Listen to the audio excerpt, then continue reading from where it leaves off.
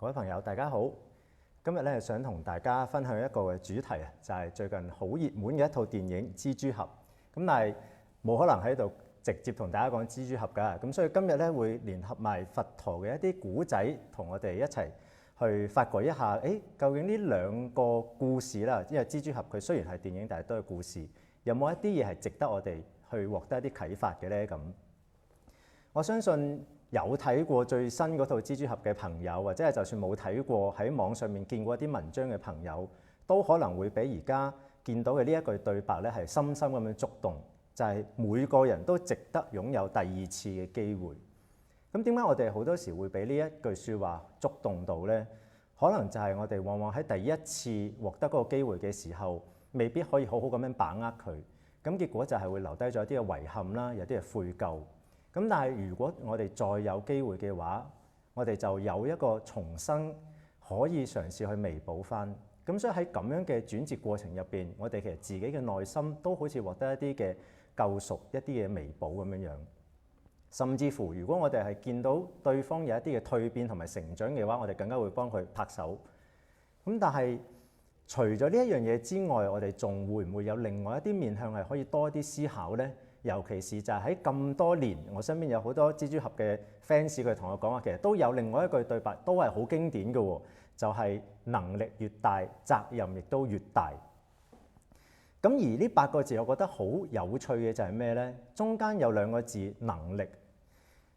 我哋俗語成日都會講話，機會係留俾有準備嘅人。其實呢個所謂嘅準備，正正就係而家我哋所講緊呢一個能力嗰方面。試想下，如果我哋本身個能力係唔夠嘅話，幾多次機會落到嚟我哋自己身上呢，都冇可能可以把握得到或者發揮得好嘅。咁所以能力越大，責任越大，同機會呢，往往其實亦都係掛鈎住。咁而好似一開始我所講就係，如果我哋將蜘蛛俠呢一套嘅電影或者個故事啦，同埋佛陀嘅一啲古仔嚟到聯合埋一齊嘅時候，我哋可唔可以迸發一啲小火花去思考一下？如果我哋真係有第2甚至乎第3次機會嘅時候，我哋可唔可以創造更不一樣嘅嘢呢？咁所以今日咧，首先想同大家分享嘅係一則佛經入邊嘅古仔，就唔係講蜘蛛俠，因為我自己唔係 fans，我驚俾大家追打。咁就係講一個佛陀過去世嘅因緣啊，就係佛說孫陀利佢哋2位之間嘅宿緣。咁孫陀利係咩人嚟嘅咧？簡單嚟到講就係佢其實喺佛陀嘅時候咧，曾經係誹謗過佛陀嘅人嚟嘅。咁所以可以話係當時喺古印度喺佛教界入邊係掀起咗一啲小風波嘅其中一個人。咁後尾有弟子問翻：佛陀其實點解你而家就算成咗道，都會遇到有人誹謗你嘅咧？咁所以佛陀就去解説翻。咁就話説咧，喺古時候嘅波羅奈國，咁有一個好出名嘅雜戲嘅演員，即係一個演員啦嚇。咁佢叫淨眼，清淨嗰個淨，眼睛嗰個眼，淨眼。咁點解佢咁出名呢？自然就係因為佢嘅表演能力非常之高，佢亦都係識得好多唔同嘅項目，好多嘅花式。而同樣喺波羅奈國入邊，亦都有一位好出名嘅妓女，叫做鹿相。鹿就係小鹿斑比嗰個鹿啦，相就係相貌嗰個相，鹿相。咁佢嗌呢一個名咧，可能係因為佢本身嗰個樣都真係生得好標緻、好標青、好婀娜多姿。咁所以佢可以話係當時波羅奈國入邊最出名嗰一位嘅妓女嚟嘅。咁有一日咧，呢一個鹿相係調翻轉，呢一個淨眼咧就去幫襯呢一個鹿相。當佢哋2個一見到面嘅時候咧，哇！即刻對上咗眼，情投意合。咁而呢一個嘅鹿相我成日都講就係呢個淨眼咧，佢本身可能亦都係慣咗表演啊，佢係好善於，亦都好習慣去表達自己嗰啲嘅情感。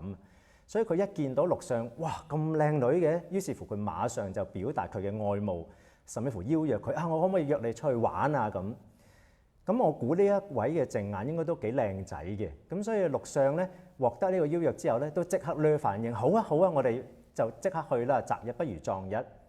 咁應承咗個邀約之後咧，鹿相就即刻裝扮得好靚，帶晒佢最靚嗰啲嘅首飾，甚至乎係真係好 bling bling 嗰啲啦。咁亦都着咗最靚嗰啲衫，打扮好晒先至去淨眼屋企嗰度去赴會。咁當佢去到淨眼屋企嘅時候，咁當然呢一個嘅淨眼要顯下自己有幾富貴嘅啦，所以佢就唔係喺佢自己屋企嗰度嚟到去約會，而反而咧就係開住馬車，好似而家嗰啲咁嘅寶馬咁樣就出咗去城外嗰度嚟到去赴會啦。咁而且佢哋亦都唔係求其揾笪地方啦，就係呢一個淨眼可能以前都帶過其他女仔出去嘅，咁所以佢知道有邊度係一片好靚嘅園林，而且係有啲隱蔽嘅。咁佢哋兩位咧就係去咗嗰一度啦。咁去到嗰度之後發生啲咩事，我哋就唔需要探討啦，係咪？大家自己去想像就得啦。但個問題咧就係，當佢哋兩位相處咗一段時間之後咧，呢一位嘅淨眼啊，即係男士嗰一位咧，佢竟然之間再生起更大、更強烈嘅貪心。咁但係佢所貪嘅咧，唔單止係陸上嘅外貌，唔係貪色咁簡單，佢貪埋財。因為啱啱咪講話陸上佢赴會之前係成身裝扮得好靚噶嘛，咁佢帶晒最名貴嘅首飾出去，而家淨眼見到佢啲首飾，哇！不得了，我都好想擁有，因為你知古代就算你幾出名嘅演員都好，你嘅收入肯定未必係夠嗰啲做特殊行業嘅人多。咁所以淨眼當時就喂，直情佢唔係見到呢一個色心竅添啊，佢係見財都心竅埋添。咁但係佢係諗，哇，究竟我點樣可以獲得呢一啲嘅飾物咧？因為如果我就咁嗌佢交出嚟，我哋都係相識冇幾耐啫，佢未必會俾我㗎喎。就算識得耐都唔代表佢會俾啦。咁結果咧，呢一位嘅淨眼當時好狠心，佢直情咧係諗住要殺咗陸相嚟到去搶奪嗰啲嘅首飾。咁但係佢又諗啊，咁如果我殺咗佢之後，咁佢條屍點樣處理咧？咁啱喺呢個園林附近咧，有一位出家人住咗喺嗰度，佢獨居嘅。咁點解佢獨居咧？我轉頭話翻俾大家知。咁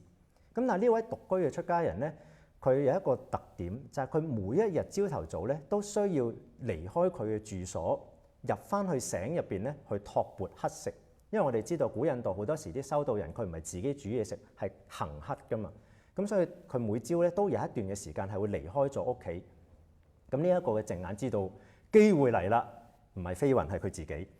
咁佢當時咧就係密謀，等聽朝呢一位出家人一走咗之後咧，我就喐手。結果就真係如佢計劃咁樣樣啦。喺第二朝，佢先殺咗陸相，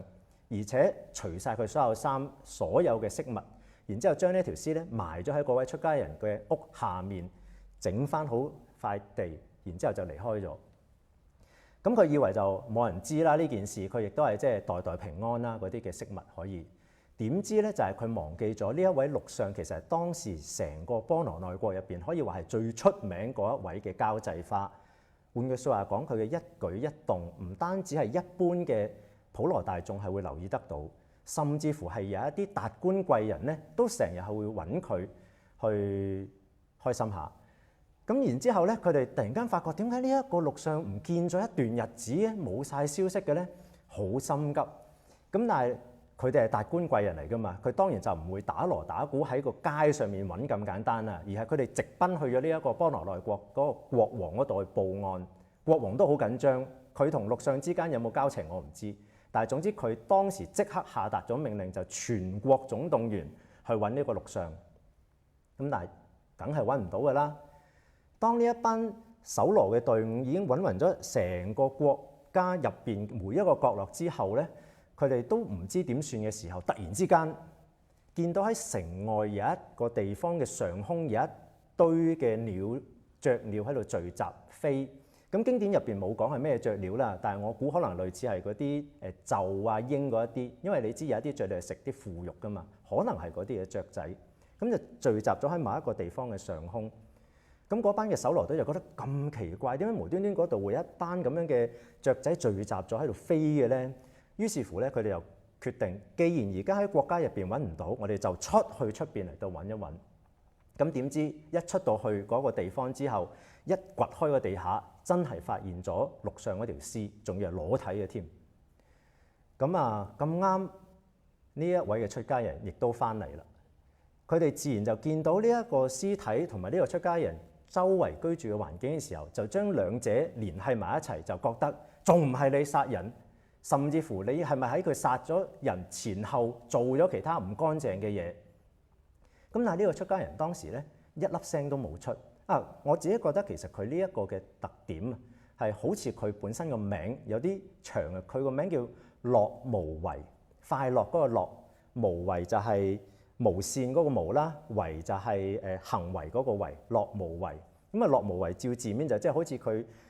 中意唔係好做嘢咁樣樣啦嚇。咁佢係當時真係類似咁樣嘅反應。無論呢一班嘅官員點樣去敲打佢，去逼問佢，佢完全都唔出聲。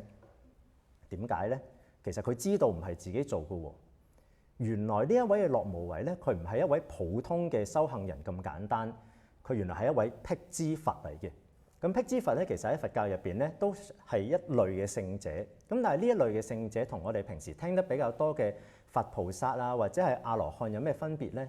就係佢哋咧都係比較着重自利嗰一種嘅修行人。咁而且佢哋嘅修學嘅環境咧，通常係冇其他老師會同佢即係會教導佢啦，亦都冇其他同學，所以佢係好慣咗比較孤僻咁樣去過活，好孤僻咁樣去學習嘅。咁再者就係佢係一啲比較着重自利㗎嘛，咁所以佢自己其實都唔會諗住我刻意做啲咩去利益翻其他人啊，睇下點樣去幫佢哋離開呢一啲嘅偏見邪見。反而咧佢去反觀自己，其實點解而家我會俾人哋插贓嫁禍咧？原來就係我自己，即係樂無為自己嘅過去世曾經做咗一啲嘅惡業，而家個果報現前啦，因緣成熟啦。咁所以佢決定，咁我就坦然受報咯，我唔出聲，我俾你點樣打點樣問我都算。咁但係其他人唔知佢係咁樣嘅情況噶嘛，只不然就係你唔出聲，好，咁我就將你押去國王嗰度嚟到再逼問。咁但係自然佢就算去到國王面前，佢樂無為都完全唔會招供噶啦。咁面對咁口硬嘅人，我哋諗翻喺電影入邊好多時見到嘅情節就係點啊？咁既然你唔開口咯，咁我咪當係你嘅咯，係咪？即係默認都係認嚟噶嘛。於是乎當時國王就決定先將呢一位樂無為嘅修行者咧綁起身，然之後遊街示眾，警惕全個國家，亦都話俾大家知佢就係殺死陸上嗰個人。行完一輪之後咧，就再將呢一位樂無為押到去其中一個嘅地方，綁喺棵樹下面，萬箭咁樣射死佢。如果佢唔死嘅話，再就斬頭嚟到去殺咗佢啦咁。咁嗰啲官員自不然就執行國王呢個命令，帶住樂無為遊街示眾。咁但係當樂無為喺度行緊嘅時候咧，呢一個嘅淨眼啊，即係真係殺人嗰個兇手咧，原來佢喺搶咗嗰一啲嘅飾物同埋殺咗人之後咧，佢自己其實都已經有一啲嘅內疚，唔夠膽咁高調咁樣行事，所以就係匿埋咗一間嘅爛屋嗰度。咁突然之間佢聽到街嗰度哇咁嘈嘅，啲人喺度叫囂，有啲人喺度喊咁。咁究竟發生啲咩事咧？咁啊裝個頭出嚟睇一睇，咦？點解嗰一個嘅修行人會俾人咁樣壓住喺度遊緊街嘅咧？甚至乎可能有啲人掉橙啊、掉雞蛋咁樣樣嘅咧。咁後尾佢就知道，可能其實係因為我嗰一個嘅罪行真係成功嫁禍咗俾呢一個樂無為。咁正常人可能喺呢一個時刻佢會覺得滿心歡喜，因為佢計劃成功咗。咁但係呢個淨眼咧都有啲啲慧根，佢當時咧其實開始覺得於心不忍，佢覺得好悔疚、好後悔。明明呢一個樂無為無辜嘅喎，但係反而而家我搞到佢咁樣樣，甚至乎佢覺得係自己有責任嚟到去承認翻嗰個罪行，救翻樂無為出嚟。咁所以當時咧好戲劇咁樣，呢一個淨眼喺個爛屋度衝出嚟，咪住放咗佢，其實係我殺嘅，唔好再去罰呢一個嘅樂無為咁樣。咁當時啲人見到呢一個淨眼衝出嚟咧，首先就打咗個窒，咩事啊你做咩要衝出嚟幫人哋頂罪啊咁？咁但係佢又見到呢一個淨眼咧，再三咁樣強調我先係殺人兇手，呢個樂無為係無辜嘅咁。咁望一望，個樂無為又繼續唔出聲喎咁。咁佢哋由半信半疑開始就越嚟越相信可能真係呢個淨眼做嘅咧咁，因為修行人喎，佢冇理由會咁樣嚟到去即係做呢一啲作奸犯科嘅嘢啊咁。咁所以佢就好咁我哋即場放咗一個樂無為，然之後捉咗呢個淨眼。咁跟住咧嗰個古仔嘅線咧就分咗兩邊，先講咗樂無為嗰邊先，因為好短。就係啱啱有交代過樂無為，其實佢已經係一位得道嘅聖者，係辟支佛啊，唔係阿羅漢，係辟支佛。咁佢喺俾人哋釋放之後咧，亦都知道我嘅因緣已經盡咗啦，所有以前嗰啲嘅業咧消咗，甚至乎佢亦都已經預示到，就算以後我繼續留喺呢一個世間嗰度修行都好咧，都冇乜其他嘅善因緣嘅啦，我託缽亦都未必會託得到嘅啦。咁所以佢最後落咗一個好驚人嘅決定，就係當眾嚟到自取滅亡。咁經典入邊其實描述得好神化嘅，話佢呢度出煙、出火、出水，又飛又入地咁樣，總之搞完一大輪嘢，最後就滅咗亡。咁所謂嘅滅道滅亡係咩意思咧？其實就係有啲似係死咗啦，不過聖人嘅嗰個滅亡同埋一般人嘅死有啲唔同。咁我哋唔會深究住。咁但係我哋可以想像到嗰啲圍觀嘅群眾見到，哇！呢一個人竟然喺我哋面前展現到咁高嘅能力嘅話，佢哋就更加愧疚，死啦！我哋之前錯怪咗佢，咁所以就不斷向佢懺悔啦，甚至乎就係後尾幫呢一位樂無為去火化佢嘅屍體啊，整理佢嗰啲舍利子，起個塔嚟到好好供奉佢。咁呢個就係樂無為後尾嗰個發展。咁而翻返轉頭正眼嗰邊咧，其實都唔複雜嘅，大家都想像得到。佢既然自己自首承認咗個罪行啦嘛，咁自不然都要審一審嘅。咁審完之後，咪又係用翻嗰啲招數，遊街示眾，咁然之後就萬箭穿心同埋斬頭咁樣，就將佢殺死咗啦。咁但係當時呢個古仔從某個時間點上面嚟到睇就好似完咗啦。咁但係我哋翻翻轉頭就係呢個其實係佛陀講翻佢同孫陀利之間嗰啲嘢啊嘛。咁我唔知各位朋友聽完呢一個古仔，即係或者聽到而家啦，聯唔聯想到其實邊個係佛陀嘅前世，邊個係孫陀利，即係誹謗佛陀嘅前世咧？咁我俾幾秒時間大家諗下，我都飲啖水先。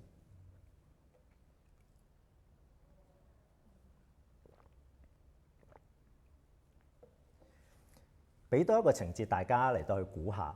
就係佛陀後尾話咧，呢一個淨眼死咗之後咧，佢係好多好多生好多世入邊咧，都輪迴喺呢一個嘅地獄啊、餓鬼啊、畜生呢一啲咁樣嘅地方嚟到受苦，因為當時佢係犯咗至少兩項極大嘅罪行，係咪？一個係殺人，第二個係嫁禍誹謗咗聖者。咁所以呢一啲嘅罪行嗰個業力係非常之重，所以佢之後即係淨眼之後咧，佢係經歷咗好長時間嗰個嘅苦報嘅。咁好啦，唔知大家估到未啊？我開估啦。其實佛陀嘅前世咧唔係樂無為，你唔好聽到佢應該係修行者喎，咁係咪樂無為咧？其實唔係，因為所謂得道嘅聖者，佢哋最後嗰一生結束就係結束㗎，冇來世嘅。咁所以其實唔係樂無為。佛陀嘅前世咧，其實就係嗰個殺人嘅淨眼，即係嗰個本身好出名嘅演員。咁而孫陀利即係後尾誹謗釋迦牟尼佛嘅嗰位女士咧，佢嘅前世就係陸上，即係俾人殺嗰個。咁所以點解後尾佢會喺佛陀成佛之後都會誹謗佛陀咧？就係因為佛陀嘅前世傷害過陸上啊嘛。咁所以到咗最後嗰一世嘅時候，即係呢一個嘅陸上唔知輪迴咗幾多次之後，嗰種嘅業力仲係殘餘咗喺度，所以佢就有少少報仇咁樣嘅情況嚟到去誹謗，嚟到嘗試傷害翻佛陀。咁呢個就係佢哋兩者之間嗰一個不斷地轉換嗰一個因緣啦。咁但係喺呢一個成個古仔入邊啦，甚至乎我哋再翻返去嗰個最大嘅主題就係結合埋蜘蛛俠嗰套電影。咁究竟其實我哋可以獲得有乜嘢嘅啟示咧？咁我自己就時間多少少啦，整理咗，其實啟示幾多㗎喎。分別就係，我哋其實都可以喺個古仔入邊見得到佢哋得，我哋亦都得嘅嘢。咁點樣得法？我哋轉頭先講啦。咁第二個重點就係，其實輪迴我哋可唔可以用另外一個角度嚟到去詮釋，甚至乎係善用嘅咧？咁第三咧就係咁。從呢一啲嘅古仔，無論係蜘蛛俠定佛陀嗰啲古仔都好，我哋可唔可以獲得一啲具體嘅方法嚟到去知道究竟點樣做先至對自己甚至乎對其他人係比較好呢？咁最後就係我哋可以點樣提升自己修行嗰個層次，或者係將自己嗰啲心態境界可以升華到呢？咁主要就係呢4方面。咁但係我知其實大家對住個熒幕要聽咁耐。等我去分析咧，其實都好悶，我亦都冇嗰啲 YouTuber 咁犀利啦，可以一輪嘴講晒。咁所以今日時間關係咧，我就唔講第3嗰個重點，就淨係1、2同埋4嗰3個，其實都已經會講好多噶啦。咁但係呢個今日唔講嘅內容咧，唔緊要嘅，最後我會話翻俾大家知，你喺邊度可以睇翻我嗰個分析。咁我最後先揭曉啊！而家賣個關子先，我哋直接嚟到睇一睇，究竟我哋都得係得啲乜嘢嘢？就係其實我哋可以諗翻佛陀呢一個過去世嘅故事入邊所反映嘅，佢唔單止曾經係一個普通嘅凡夫俗子，佢更加係曾經做錯好多錯事嘅人，佢殺人啦，佢好色啦，佢誹謗得道嘅聖者啦，佢搶劫啦，係咪？基本上可能一啲重大嘅惡業佢都做齊咁滯嘅啦。但係去到最尾，佛陀其實佢都係可以成佛，佢可以成為一個圓滿嘅人，甚至乎係有一啲地方係超越咗普通嘅人添。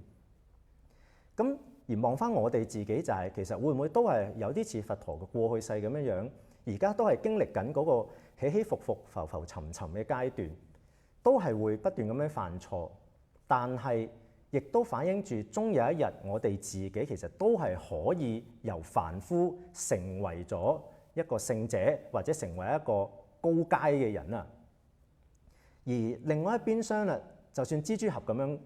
其實我自己啦出咗街之後就冇可能入去戲院睇嘅啦。咁但係我仲好記得喺 Marvel 嘅系列，即係復仇者聯盟啊，或者其他啲超級英雄嘅電影入邊，我哋會見得到有好多唔同嘅角色同埋個性。但我自己覺得蜘蛛俠俾人嗰種感覺係特別親切嘅。點解呢？第一，蜘蛛俠唔會好似雷神咁樣係天生嘅一個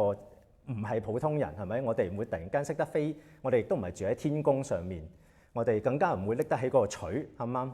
第二啦，呢個世界可能有 Tony 嘅，即係嗰個有錢佬鋼鐵俠定鋼鐵人啊，唔記得咗。咁但係有錢嘅人唔係個個都即係可以做得到啦，甚至乎有錢都仲有個差距噶嘛，係咪先？即係你喺香港好有錢，同埋你Tesla 嗰個老闆嗰個所謂嘅有錢都仲有好大嘅差距。咁所以嗰個又唔係普通人可以做到嘅境界咁。咁你話去翻蜘蛛俠嗰度，喂，法師你唔好玩我啦，我俾蜘蛛咬完都冇嘢嘅喎，係咪？甚至乎我俾蛇咬完我都唔會變其他嘢㗎啦。咁係的而且確嗰個係一個好 dramatic， 即係好戲劇嘅一個情節嚟嘅。咁但係就算我哋將呢個情節暫時唔好理佢住，淨係睇翻蜘蛛俠佢俾蜘蛛咬嘅前後展現出嚟嘅特質睇嘅話，佢都係一個好親切、好善良嘅人，甚至乎係好似一個鄰家嘅男孩咁樣樣。尤其是係最近呢一兩集啦 ，Tom Holland 做嗰個角色係特別親切嘅嗰種嘅感覺。咁所以佢更加係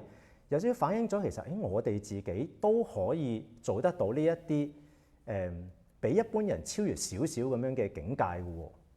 呢個咧其實就係即係有啲似係嗰個所謂由凡夫慢慢成長上去，而大家都可以達至嘅境界。甚至乎咧就係我哋知道咧，佛陀佢本身唔係淨係一生一世就完成咗佢嘅修行，佢係經歷咗好多生好多世。尤其好似啱啱我哋講話，佢殺咗人、搶咗嘢、毀謗咗呢一個阿羅漢之後，唔係阿羅漢成日都講咗，毀謗咗呢個辟支佛之後，佢自己係經歷咗喺地獄啊、餓鬼、畜生咁長時間嘅受苦。但係去到最尾，佢能夠成佛係肯定有好堅強、好勁嘅一啲願心願力先至得嘅。咁而我哋亦都望翻蜘蛛俠嗰邊，其實佢有冇呢？都有好多嘅，尤其是就係我哋一開始話最後呢一集唔知係咪最後啦，最近呢一集嘅蜘蛛俠嘅時候更加展現得到，每個人有第二次嘅機會，其實係反映住佢自己喺心底裏邊深信住一樣嘢，就係只要我哋有心去做某一啲嘢嘅時候，其實係可以做得到嘅。甚至乎我唔係淨係自己做到咁簡單添，其他人都可能會俾我感染到啦，或者觸發得到去做得到。咁所以我聽講話最後呢一集嘅蜘蛛俠入邊有另外兩代嘅蜘蛛俠都出現咗啦，而佢哋亦都係各自彌補咗以前曾經有過嘅一啲遺憾，可能係救唔到女朋友啊，可能係有一啲至親過咗身啊，呢一啲嘅遺憾都全部喺今次嗰度係獲得彌補咗。咁所以喺呢一個嘅地方，我喺呢一個地方嗰度，我哋會見得到就係，如果我哋係能夠提起嗰種嘅願心同埋願力嘅時候，我哋每一個嘅凡夫其實都係可以成為超人，即係唔係即係 Superman 嗰個超人啦，而係即係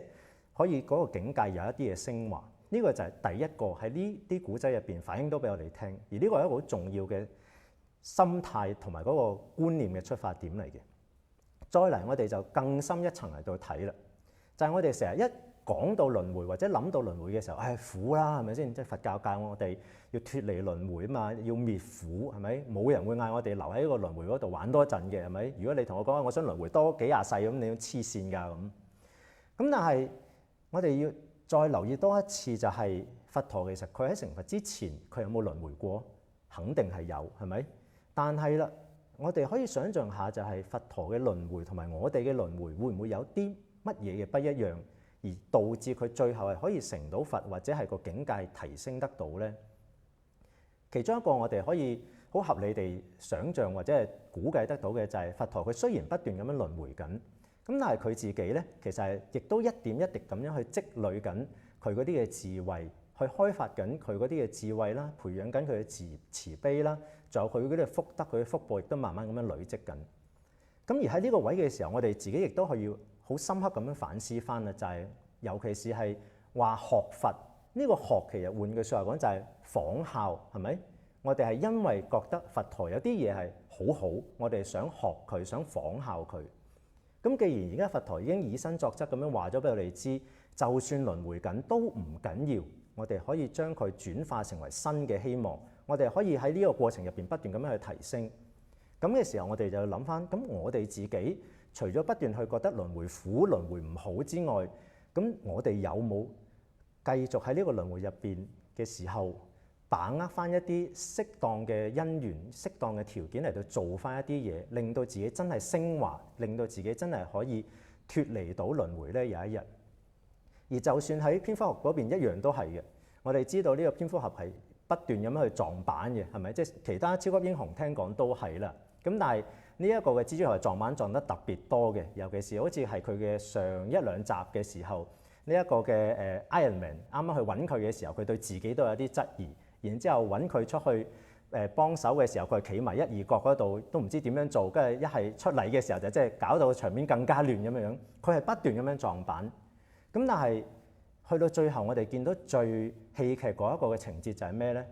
繼承咗 Iron Man 嘅無論係財產啦、精神使命嘅，唔係其他人，而反而係蝙蝠俠。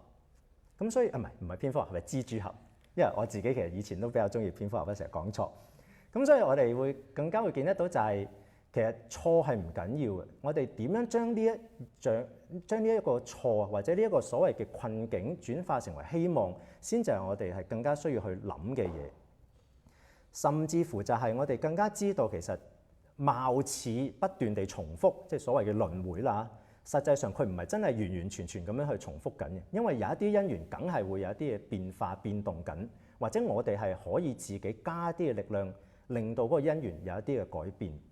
咁所以喺呢個地方入邊嘅時候，我哋就真係要去問一問自己，就係我哋自己其實能唔能夠提起嗰種嘅心力，甚至乎係創造一啲新嘅正面嘅因緣俾自己，甚至乎俾埋其他人呢？咁所以喺咁樣嚟到理解翻輪迴嘅時候，或者理解翻我哋自己處境嘅時候，我哋就唔係淨係諗住苦嘅嗰一邊，反而就係我哋甚至乎可以覺得，輪迴其實佢可能係好嘅嘢嚟嘅。點解啊？因為就好似嗰句好出名嘅對白咁，呢個咪就係俾我自己嘅第二次、第三次、第 N 次嘅機會咯。我係可以一而再、再而三咁樣嚟到去學習多啲點樣去改善我以前做錯嘅嘢，或者去鞏固、深化、提升已經做得有啲好嘅嘢。咁去到最尾一日嘅時候，我哋咪可以成為佛陀又好、蜘蛛俠又好，你其他咩都好啦。雷神我就唔知點樣做啦。咁但係總之係可以咁樣去提升嘅，乃至於就係最後呢一集嘅蜘蛛俠就好奧妙啦，加埋呢一個奇異博士落去，將嗰個多元宇宙嗰一個嘅視覺一齊嚟到再睇埋嘅時候，我哋就更加會見到其實真係好似輪迴嗰一種嘅概念，就係有啲嘢好似係平衡咁樣發生緊，又有啲嘢係重複緊。但係如果你自己係嗰個覺知力係比較 sharp 啲嘅，即係敏鋭一啲嘅話，其實你係可以揾到嗰個缺口嘅。咁所以我唔知大家有冇睇到嗰一個電影啦嚇，我爆少少啦，我都係睇網上啲文章啊。佢就講話喺呢一集嘅蜘蛛俠入邊，其中一個位就係呢一個蜘蛛俠係可以喺嗰個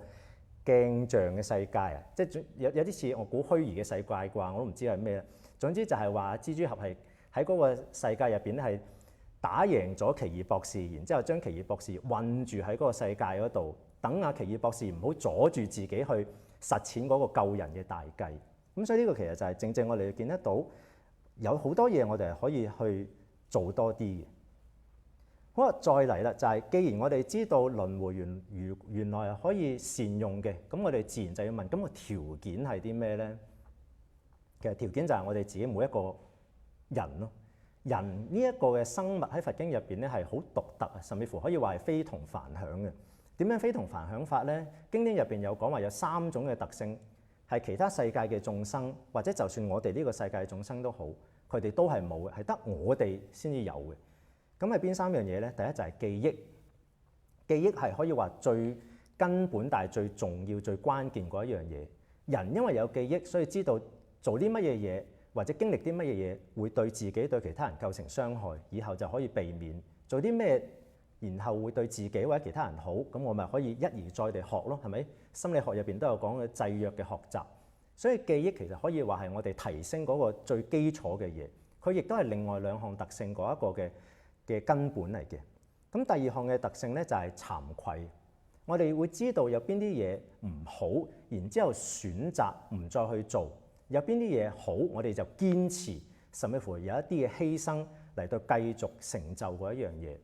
所以經典入邊其實佛陀都有講過，就係慚愧呢一種嘅心理作用咧，係一切修行嘅最根本嘅動力同埋出發點嚟嘅。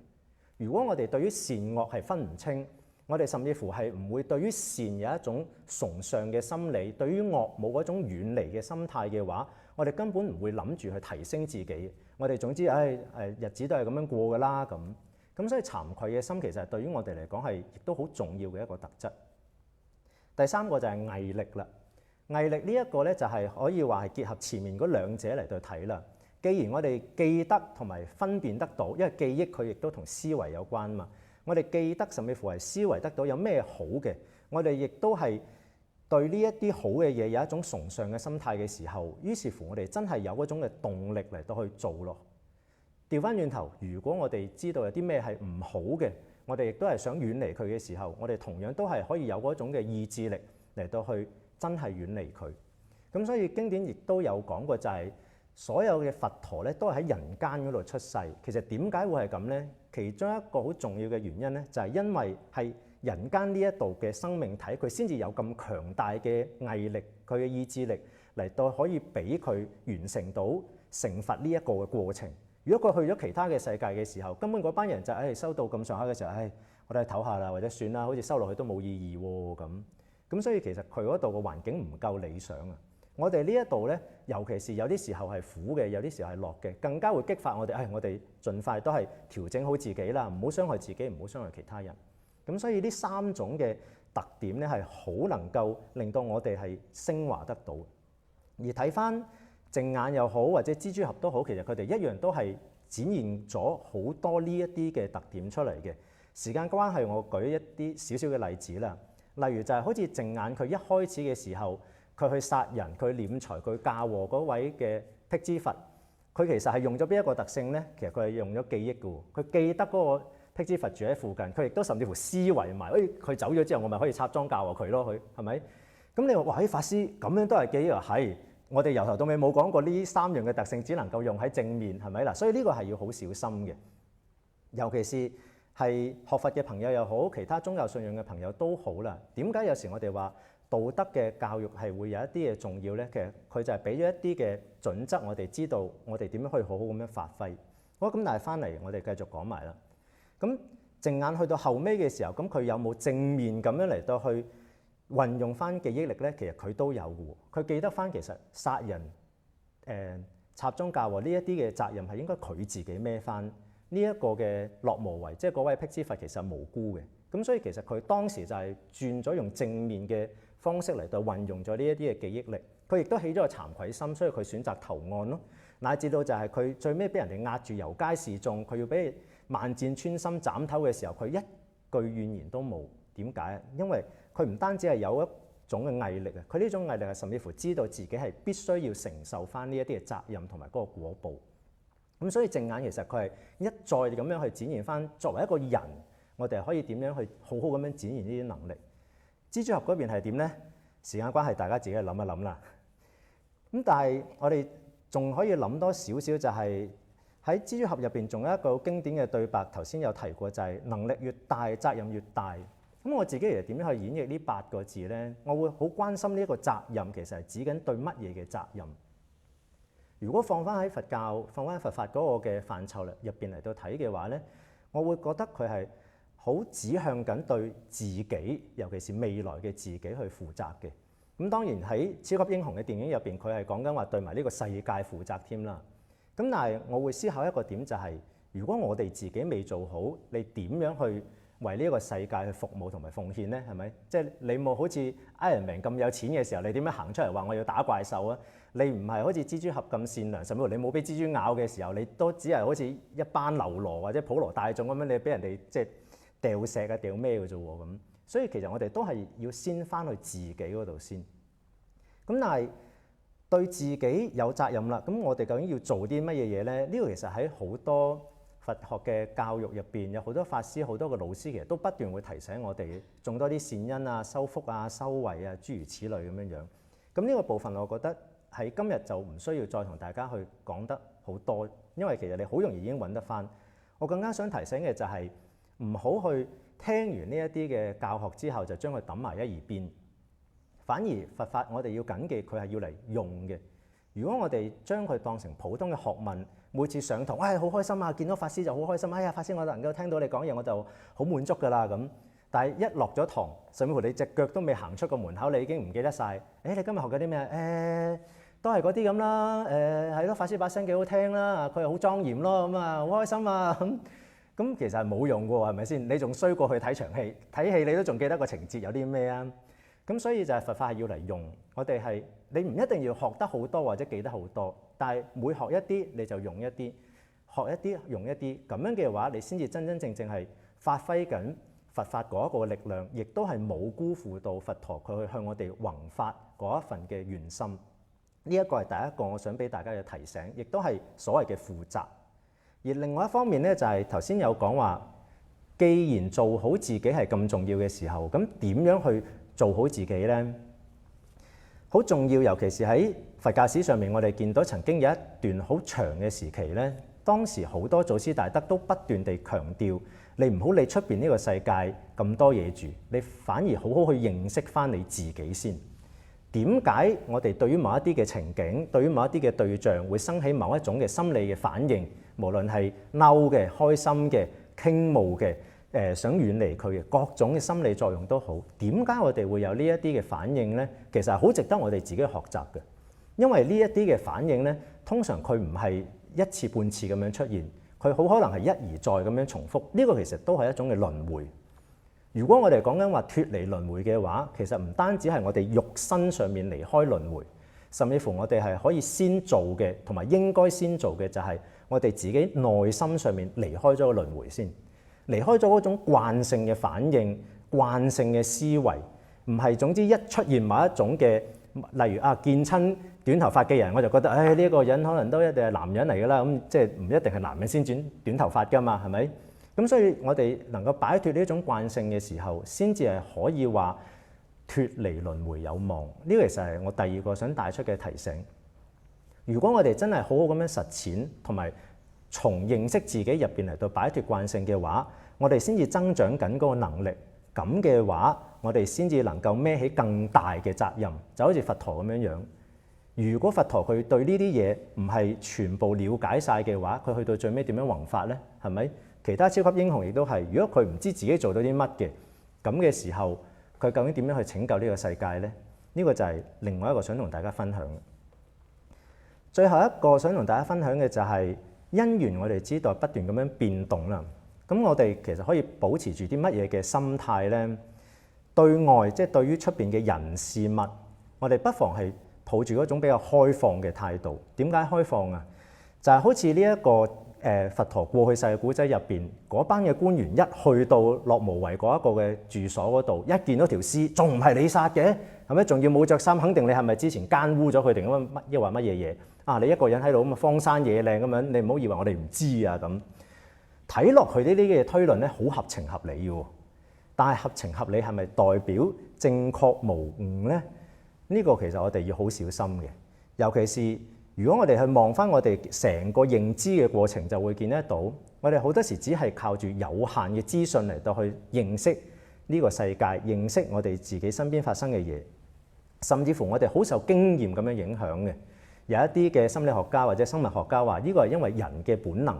佢哋如果喺個生理嘅機制入邊儲低咗一啲嘅經驗，就可以幫佢哋防範一啲危險，或者快啲俾到一啲反應。咁所以我哋係本身個機制、生理嘅機制入邊就已經好受經驗咁樣影響。另外我哋亦都好容易陷入一啲主觀嘅想像聯想，就好似啱啱講話，你一個人住喺度係咪？你係咪殺人填命啦咁？甚至乎其實嗰個經典有一個好得意嘅情節出現過，就係呢一班官員喺度拷問呢一個樂無為嘅時候咧，曾經有一位樹神出現過，諗住去做證，唔係佢殺㗎，你哋唔好再逼佢啦咁。咁但係呢一班嘅官員咧，佢見到呢個樂無為又冇乜反應，可能佢亦都未必好認識呢一位樹神啊，所以當時咧其實係佢完全冇理過樹神講啲乜嘢嘢。咁我覺得其實幾得意嘅，想像下如果係我哋自己遇到類似嘅情況，然之後突然間有一位神明，無論係高級定低級都好啦，佢突然間嘣咁樣出現咗喺我哋面前，然之後喂，佢無辜，你放過佢啦，我哋即係趴喺度叩頭啊，點香都嚟唔切啦。但係呢一個古仔入邊嗰班人咧，哇真係不得了啊！佢係唔相信佢添。咁點解唔相信啊？就因為佢哋嗰種主觀嘅臆測發揮一個極大嘅力量，已經佔據晒佢成個思維，所以咪覺得呢一個可能都係吹嘅啫，或者可能佢哋之間係咪有啲咩交情，所以先幫佢。所以呢個係其實我哋要好小心嘅嘢。